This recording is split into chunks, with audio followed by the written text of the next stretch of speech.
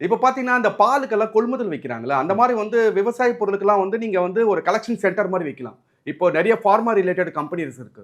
So அவங்கலாம் போயிட்டு ஒவ்வொரு ஊர்ல ஒரு எனக்கே தெரியும்போது கண்டிப்பா ஃபார்மா ரிலேட்டட் கண்டிப்பா தெரியும். ம், ஸோ ம். அவங்க வந்து நெறைய ஊர்ல இப்ப வேலூர்ல வைக்கலாம். அதுக்கப்புறம் வந்து தேனி, போடி, அப்புறம் வந்து சாத்தூர்.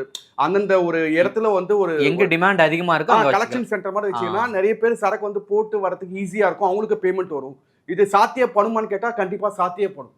ஏன்னா, அ நீங்க வந்து இப்போ விக்கிற ஆளுக்கு வந்து நம்ம நேரடியா அந்த மெட்டீரியல் போகும்போது நம்ம பொருள் தான் மெடிசினா வருது. நம்ம நம்ம வந்து 4 பேருக்கு நல்லது பண்றோம்னா, ம், கண்டிப்பா வந்து விவசாயம் பண்ணவங்க இன்னும் சூப்பரா செய்வாங்க. ம். அது வந்து நீங்க ஊக்குவிக்கிறதுல தான் இருக்கு. நெறைய பேர் இந்த தொழில விட்டு லாபமே கிடைக்கலன்னு சொல்லிட்டு போயிட்டு ஓகே. இருக்காங்களா அதற்கான பாருங்களேன். லோன் குடுத்து, பண்ணலாம். அதற்கான ஏன்னா, உதவிகள செஞ்சு நெறைய இந்த நெல்லுக்கெல்லாம் கொள்முதல் சென்டர்லாம் இருக்கு. ஸோ கண்டிப்பா, அந்த மாரி கண்டிப்பா. வந்து இந்த இது உயிரை காக்கிற ஒரு காக்கிற மாரி இருந்து மூலப்பொருளா இருக்கு. கொரோனாவ வந்து நாங்க தான் பாதுகாத்தோம். ஸோ அ, எங்களுக்கு செய்யலாம்.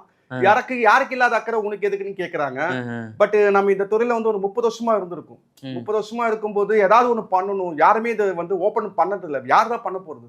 ஸோ ம், அதுக்கு வந்து நான் வந்து அதான் நம்ம ஏதாவது சொல்லலாம்ன்னு சொல்லிட்டு தான். ம். என்னால ஒரு 4 பேர் இல்ல 2 பேர் யாராவது பலனடைஞ்சா எனக்கு சந்தோஷம்.